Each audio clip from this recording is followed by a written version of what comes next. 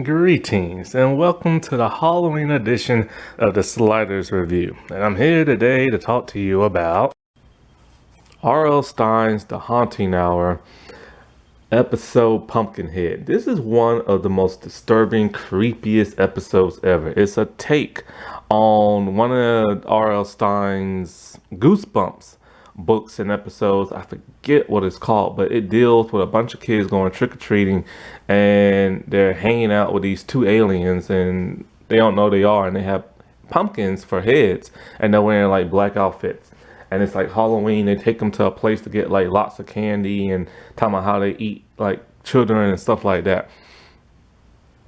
But this is way more creepier than that episode. That episode supposed to be more lighthearted because that was around the time Goosebumps was getting a little too scary for kids. So they tried to like dumb it down and make it sillier for kids. But this episode right here, my God, this could literally be turned into a full-length movie instead of a 20-minute episode for kids. This thing was that creepy. It had that creep factor. It had that like disturbance to it that really made you go, my God, and everything. And the twist to the ending was like, oh my God. And because they really amped up, like, you know, showing that they weren't gonna be the silly Goosebumps things from like the 90s, because on Fox Kids they had to kind of, like I said, make it a little sillier and friendlier for like little kids and stuff. But here, ooh. So this episode deals with a group of kids. That's a family, and they want to go trick-or-treating and all that good stuff, but they can't. Their city refuses to really like allow kids to go trick-or-treating for the most part.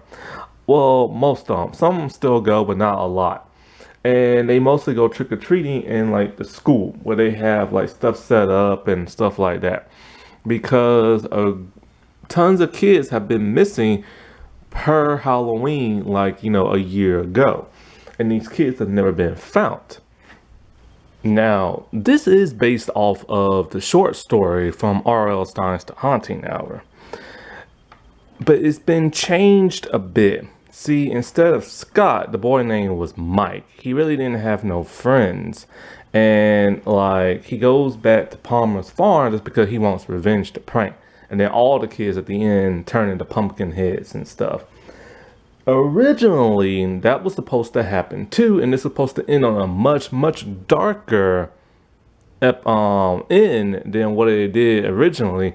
But the networks are like, whoa, we got to tone it down. This is probably why by the second season, halfway into the second season and towards the end of the series, the show started to change. It started to show more moral lessons instead of like horror and stuff like that. And it's because the network was probably getting pressured by parents and stuff. Now, the actress who plays Allie, the sister, she is played by, I think, Karen Rawl. She was in Wrong Number, and she looks completely different in this. And Wrong Number, she was like goth and all this makeup on her face, and her hair was like more like straight and stuff. But in this episode, she looks completely different. Now, the mom in this was the mom in, I think it's called Best Friends Forever, the zombie one, with the dude from, like, you know, Modern Family. But anyways, so there's a family of like two brothers and a sister, Dave, Scott, and Allie. Allie is the oldest, Scott is like the second oldest and the troublemaker. He's your typical bad boy. Dave is played by Frankie Jonas, yes, of the Jonas Brothers. I didn't even know who he was at that time. I was wondering why. He was like the lead on the cover. I was wondering why he was in the front of, like, you know, the DVD menu, because normally the first episode, Kids and Monsters, are on there, but this happens much later on the disc. And so I was very confused, but now I know why, because of his brothers and stuff and the star power. And like, I'm not sure what he does now, but he was actually pretty good acting in this. Like, I was very surprised because I've seen his brothers act and stuff. So, anyways, their mom does not want them going trick or treating at all. She just wants them to go to the school and this and that. And then Allie's like friends are supposed to like come over and stuff for Halloween. Well, when Scott finds this out, he's furious and everything. And his mom promised him he can go trick-or-treating when he turns 14 by himself. But the mom said because of what happened last year and those missing kids, she doesn't want nothing to happen to him. And I understand. So he's just pissed during this whole time. And Allie's pissed because she doesn't want him around her friends. When I say this boy is a bad boy, I mean he is a bad boy. The type where an innocent young girl will fall in love with him, marry him, and then like, you know, just live the rest of their life in arguments and stuff. That type of bad boy. And so their mom got them a pumpkin so they can carve. Well, she got Dave one. He wanted to carve a pumpkin. But she got him a teeny tiny one. And so he's not happy with that. And Scott's just kind of like, you know, dude, you need like a real pumpkin to carve. And I say what we should do is go to Palmer's farm and go steal one. Now, I'm tongue tied. Farmer Palmer. He is this creepy old farmer that nobody in town likes. And he has a pumpkin patch field. And he is the type of person who wants kids to stay off his field. He doesn't like talking to people, nothing like that. And so, like, Dave, of course, wants to go because he just wants a pumpkin. Allie's like, I'm in charge while mom's away at work. And if she finds out, we're going to be in trouble and I can't hang out with my friends. And he bribes her. He's all like, if you promise to drive us, I'll leave you and your friends alone the entire night. So she's in. Well, while they're there, she's creeped out and she wants him to hurry up and get a pumpkin, but they can't choose which one they want. And so being Scott, he's doing more than just getting a pumpkin. He's roaming around the farm, looking around, seeing weird stuff, sees a shed, tries to go in there, but can't get in there. And so then he goes around and he sees something interesting. So of course, irritated, Allie goes in to like investigate and get him out. What they find is very creepy and disturbing. It's tons of scarecrows that have pumpkin heads on them. But not just any ordinary pumpkin heads, very demonic looking heads. They're creepy, they're scary and everything. The scarecrow bodies are very decayed looking and they're just like gruesome to look at. But they're positioned in awkward places. Some are just standing up. One is strapped down to like a bed gurney. It's like, what the world is going on and stuff. And so Allie and Dave are getting more and more creeped out as Scott just wants to be a butthead and investigate more. Well, anyways, as they leave, like they're going to get like a pumpkin, but something happens and Scott falls down a hole. Next thing you know, Farmer Palmer comes out and he ain't happy. He shouts and he yells at them, telling them kids to get off his property and everything. They don't belong here and everything. So Allie and Dave are just like terrified while like Scott is in the hole, right? And so Palmer goes over there and he extends his hand. Scott thinks he's gonna like extend his hand to help him out the hole. No. Do you know what he did? He touches Scott on the head and pats his head and he says, still not ripe, but we got some time. What the world does he mean by that? And he touches him with one hand, but he keeps his other hand like in his pocket. So then he shouts at him again, tells them to get off that property. So they hightail it on out of there. But then Scott's pissed and he's like, oh man, We came all this way and we're gonna get a pumpkin. So he grabs two and they hightail it. So then now they're in their Halloween costumes. Dave is a zombie Justin Bieber. This is back when Justin Bieber was like popular, before his bad boy stage and before he like redeemed himself and got a family. And of course, because he's a Jonas brother, and they were friends with Selena Gomez, and Selena was dating Jester at that time. So it's kind of like they just threw that in. And so Scott is like a surgeon with blood all on him, and Allie is a hot pirate. So Dave starts to carve his pumpkin, and the most disturbing thing is inside. Worms are inside the pumpkin, and he freaks out and throws them on the table. This scares Allie, but of course Scott's all like, whoa man, I wish I would have pulled this prank and everything for Halloween. So then he starts carving his, hoping to find something, but it's just regular pumpkin stuff.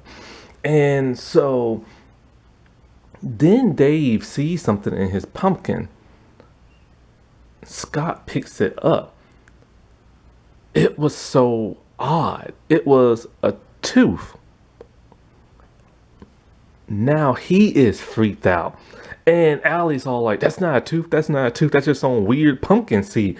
And it's kind of like, what in the world is going on and everything. And so they all think Palmer's trying to like prank them. But how in the world was he able to put worms in a pumpkin that was completely sealed up? So anyways, they go to their lame like high school trick-or-treat thing, and they're all bummed and depressed because it was so lame. When they come back, they have to like, they're making popcorn, gonna watch a movie. And so Scott tells Allie and everything like, it's Halloween. I should be a bad boy pranking people. We need to go back to Palmer and teach him what's up and not to prank us and stuff. And Allie's like, no, we are not getting in trouble and this and stuff like that. Because she's creeped out and don't want to go back there. So she tells Scott, like, make the popcorn and don't burn it. So her and Dave are like watching the movie. And so Scott is just like pissed and still wants to prank him. Now, before all this was going on, something I didn't mention, when they left Palmer's place, something was following them, and it had a weird demonic hand, and it kept like stalking their house. It was the Scarecrow Pumpkinhead men, and it's like, what the world? So then, as Scott's in his house, all of a sudden, something happens. The Pumpkinheads get into the house and they kidnap him. So, smelling the burnt popcorn and everything, Allie is now pissed. And she wants to know where Scott is. He's nowhere to be found in the house. They have kidnapped him. She tells, like, Dave, we're going to go get him at Palmer's farm.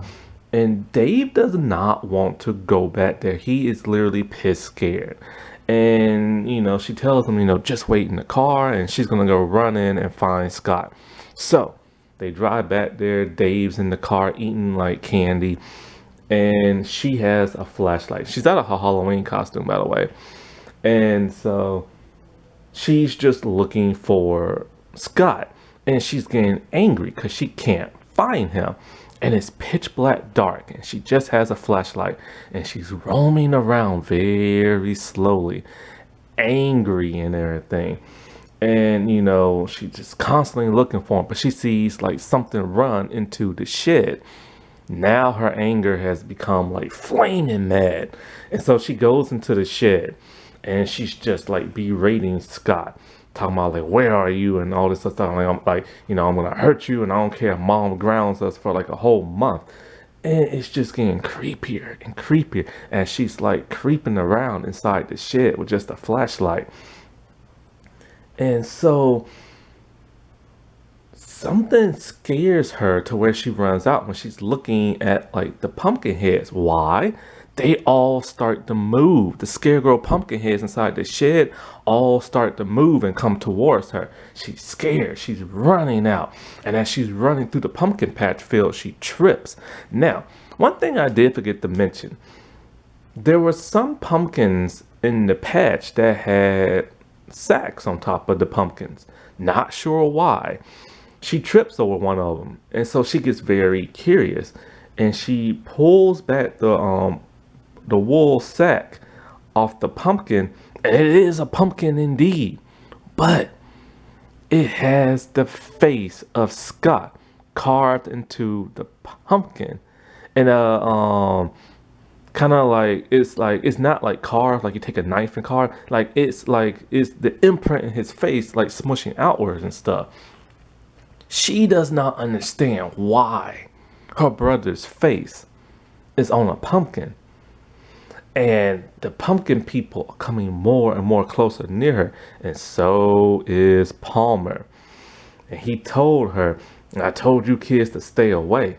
And then he squishes the head of Scott's pumpkin head with a demonic hand that looks like that of the pumpkin head people. And he said, still not ripe yet, but we're getting there. And she just hollers and screams because he coming towards near her. Then next thing you know, we see the car and we see Dave asleep because he had a sugar rush. And so now he's zonked out and we see the pumpkins coming towards him and it ends. And it's like, my God, Scott had his head decapitated off and implanted into the ground and turned into a pumpkin. Now he's going to become a zombified scarecrow pumpkin head. And I was like, my God, it ended on a dark note. And think about it like this. They wanted it to end darker than that. Oops, my bad, I hit the camera. Now, there is a follow-up to this, a sequel. The sequel is not part of the short story. I don't like the sequel per se. Palmer dies, and so it turns out a lot of the kids that went missing, of course, was on his pumpkin patch. I think some of them got returned, some of them, something like that. And Dave actually survived it and went back to his mom's place and everything. And then it turns out that what Palmer did, oh, the little pumpkin head people are sad now. And so there's a family that moved into Palmer's house. It's not particularly all that great. I don't really like it. It's been a while since I saw it. Maybe I'll like it now. Who knows? But this one was just creepy. That wasn't that spooky. All right. Well, I shall talk to y'all later. Bye.